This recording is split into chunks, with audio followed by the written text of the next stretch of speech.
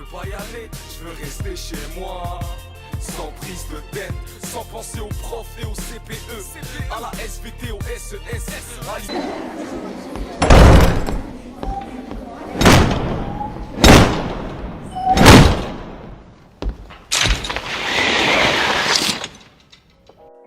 Bonjour les sixièmes. On a complètement changé de décor pour la séance 4 relative au Petit Prince. J'espère que vous êtes partants pour cette séance, que vous êtes contents d'être là. Moi, je suis super content de vous retrouver. Cette semaine, les cours reprennent. Enfin, cette semaine, j'espère que je me trompe pas quand je publie mes vidéos. Mais en tout cas, on est dans les moments où les cours reprennent. Alors les amis, moi je vais aller donner cours au collège, à Gérard Philippe. Cependant, je sais que certains d'entre vous ne vont pas venir car leurs parents ont décidé qu'il est plus sécuritaire de rester à la maison. Ce sont des choix qui dépendent de chaque famille. Certains parents aussi n'ont pas le choix car ils travaillent, donc les enfants doivent aller à l'école. Bref, plein de situations différentes. Alors, c'est compliqué pour moi puisque j'ai commencé une séquence sur Le Petit Prince et que je sais que certains, peut-être, même si ce n'est que 2 ou 3, ne vont pas venir en cours pour la finir. Donc, parallèlement à la reprise des cours, pour vous qui restez à la maison et pour tous les autres. Et attention les autres, je vous vois en classe, vous avez intérêt de regarder. Sinon, je vous fais les gros yeux. Je poursuis Le Petit Prince en séquence vidéo. Depuis le début du confinement, on a 2, parfois 3 vidéos par semaine. Je vous préviens quand même que avec la reprise des cours au collège et puis toutes les autres obligations que j'ai à côté, je verrai, mais j'en mettrai peut-être qu'une par semaine. J'essaierai de. On verra. Je ne vous promets rien. Je vous préviens. Simplement d'un petit changement de rythme dû à des obligations professionnelles. Maintenant que cette introduction a été faite, il est temps de passer à l'analyse du Petit Prince. Et aujourd'hui, on parle du chapitre... Non, chapitre 4, pas du tout. On parle du chapitre 10 dans la séance 4. Chapitre 10 donc. Ouvrez vos livres ou regardez le PDF que je vous ai donné en fichier joint au début de la séquence. Et je vous le remets en lien sous la vidéo, je suis sympa. Et travail, et on va le faire ensemble, ça va être lire Le Petit Prince. Lire le chapitre 10 du Petit Prince. Je suis pas vache, je le fais avec vous. Par contre, vous le prenez sous les yeux, ou alors vous fermez les yeux, vous vous concentrez sur ma voix. Mais en tout cas, personne joue à Fortnite pendant que je suis en train de lire Le Petit Prince, même à la maison, hein, ok ? Il se trouvait dans la région des astéroïdes à 325, 326, 327, 328, 329 et 330. Il commença donc par les visiter pour y chercher une occupation et pour s'instruire. La première était habitée par un roi. Le roi siégeait, habillé de pourpre et d'hermine, sur un trône très simple et cependant majestueux. « Ah, voilà un sujet !» s'écria le roi quand il aperçut le Petit Prince. Et le Petit Prince se demanda « Comment peut-il me reconnaître puisqu'il ne m'a encore jamais vu ?» Il ne savait pas que, pour les rois, le monde est très simplifié. Tous les hommes sont des sujets. « Approche-toi, que je te vois mieux !» lui dit le roi qui était tout fier d'être roi pour quelqu'un. Le Petit Prince chercha des yeux où s'asseoir, mais la planète était tout encombrée par le magnifique manteau d'hermine.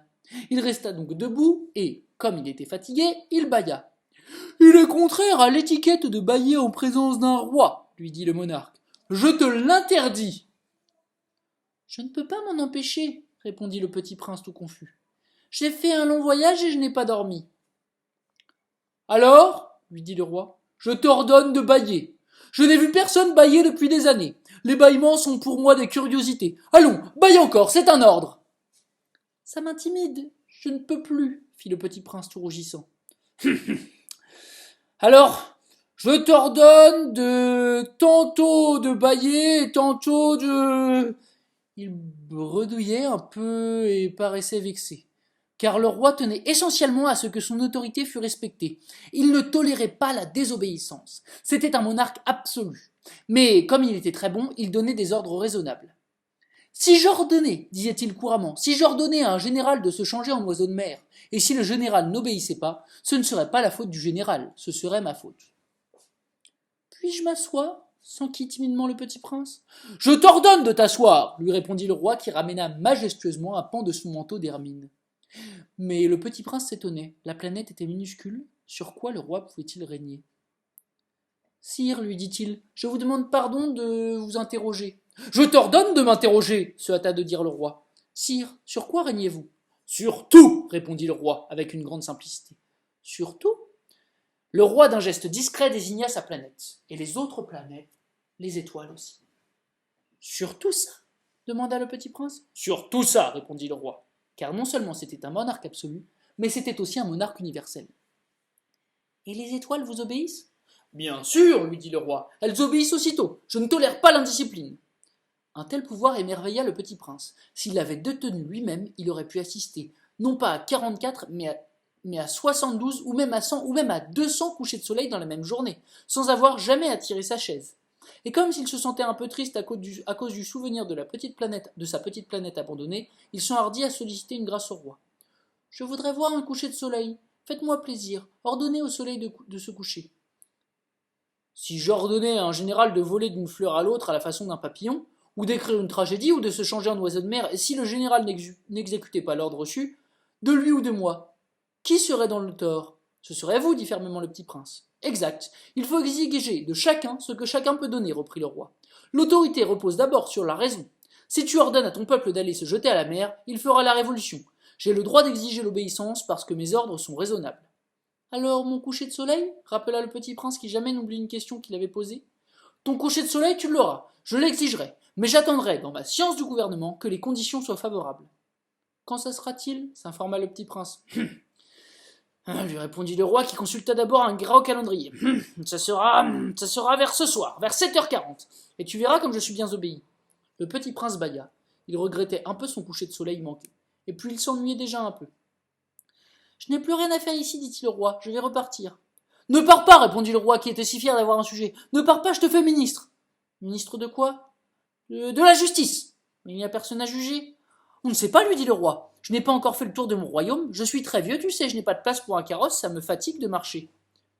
Oh, mais j'ai déjà vu, dit le petit prince qui se pencha pour jeter encore un coup d'œil de l'autre côté de la planète. Il n'y a personne là-bas non plus. Tu te jugeras donc toi-même, lui répondit le roi. C'est le plus difficile. Il est bien plus difficile de se juger soi-même que de juger autrui. Si tu réussis à bien te juger, c'est que tu es un véritable sage. Moi, dit le prince, je ne puis me juger moi-même. Je n'ai pas besoin d'habiter ici. Je crois bien que sur ma planète, il y a quelque part un vieux rat. Je l'entends la nuit. Tu pourras juger ce vieux rat si tu veux, et tu le condamneras à mort de temps en temps. Ainsi, sa vie dépendra de ta justice. Mais tu le gracieras à chaque fois pour l'économiser. Il n'y en a qu'un. Moi, répondit le petit prince, je n'aime pas condamner à mort, et je crois bien que je m'en vais. Non, dit le roi. Mais le petit prince, ayant achevé ses préparatifs, ne voulut point peiner le vieux monarque. Si votre majesté désirerait être obéie ponctuellement, elle pourrait me donner un ordre raisonnable. Elle pourrait m'ordonner, par exemple, de partir avant 1 minute. Il me semble que les conditions sont favorables.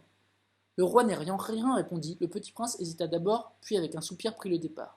« Je te fais mon ambassadeur !» se hâta alors de crier le roi. Il avait un grand air d'autorité. Les grandes personnes sont bien étranges, se dit le petit prince en lui-même durant son voyage. Ouh, c'était long. Moi je vous pose 5 questions. 5 questions qui sont sur le PDF de la séance. Et ces questions, on va y répondre. Oui, on va y répondre ensemble. Vous le savez, je préférerais vous interroger, vous demander à chacun ce que vous en pensez, ce que vous voulez me dire sur le texte. Malheureusement, je ne vous vois pas en vrai, vous êtes derrière la caméra. Je suis obligé de répondre à votre place. Pour les plus motivés, n'oubliez pas que c'est une vidéo, vous pouvez mettre pause entre chaque question. Pour les autres, mettez au moins pause à la fin des questions, histoire de recopier tout ça sur son cahier. Ok ? Première question, début du chapitre, comment est caractérisé le... Il y a au moins 3 choses. D'abord, il est habillé de pourpre et d'hermine. C'est un symbole de quoi ? D'une certaine forme de majesté. Entre nous, on pourrait dire qu'il se la raconte un peu. Ce sont des matières nobles. Deuxième chose, on nous dit que le roi prend toujours un air quand il parle, un air relativement majestueux ou autoritaire. Pas étonnant pour un roi. Et à partir de là, qu'on déteste qu'on désobéisse à ses ordres. Enfin, dernier point, c'est un roi sans sujet. C'est-à-dire que c'est un roi qui n'a personne sur qui exercer sa royauté. Il vit seul sur sa planète. Comment est donc caractérisé est caractérisé ce roi ? D'abord, il s'habille de manière majestueuse. Ensuite, il est autoritaire. Enfin, il est seul. Ensuite, on nous demande question 2. Quelles sont les expressions qu'il utilise pour faire preuve d'autorité ? Et là, il y a 2 choses à trouver. Des choses grammaticales. En tout cas, une première réponse qui s'appuie sur un point de grammaire que l'on a déjà vu ensemble. Quand le roi dit « approche-toi » ou quand il dit « baille » ou quand il dit « assieds-toi ». À quel mode, en grammaire, s'adresse-t-il au petit? Oui, tout le monde? L'impératif! Oui, l'impératif, exactement. Il utilise l'impératif, c'est la première chose. Et puis deuxième chose, aussi, quand il ne l'utilise pas, et quand il utilise l'indicatif, il utilise la formule « je t'ordonne de ». On croirait un peu un prof énervé. Moi? Non, jamais. Jamais. Donc on marque dans son cahier que pour faire preuve d'autorité, il utilise l'impératif. Qu'est-ce que fait le petit prince à la question 3? Lui, comment il s'exprime le petit prince par rapport à ce roi? Qu'est-ce qu'il utilise comme type de phrase à chaque fois? Et pour les lecteurs attentifs du Petit Prince, vous savez qu'il utilise tout le temps ce type de phrase. Puis-je m'asseoir? Sur quoi règnes-tu? Des phrases interrogatives! Oui, interrogatives, les amis. Face à ce roi qui est sûr de lui-même, le Petit Prince, lui, n'est jamais sûr de rien. Et malgré tout, il nous paraît beaucoup plus sympathique. Et là, je m'en vais. Et je reviens. Car je ne vais pas vous laisser seul, mais je vais vous demander de me marquer la définition du mot satire, une définition simple, en commentaire. Je ne vais pas faire le travail à votre place cette fois. Comment savoir ce qu'on doit marquer dans son cahier? Eh bien, on attend qu'un des élèves les plus forts de la classe, ou en tout cas des plus motivés, puisque ce sera celui qui va marquer le commentaire en premier, me l'écrive en commentaire, et puis je répondrai, et tout le monde pourra voir que je validerai ou non la réponse. Et à partir de là, on pourra répondre à la question 5, question difficile.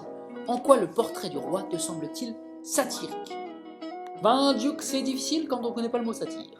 Demandons-nous ensemble, pour l'instant, en quoi le roi semble ridicule.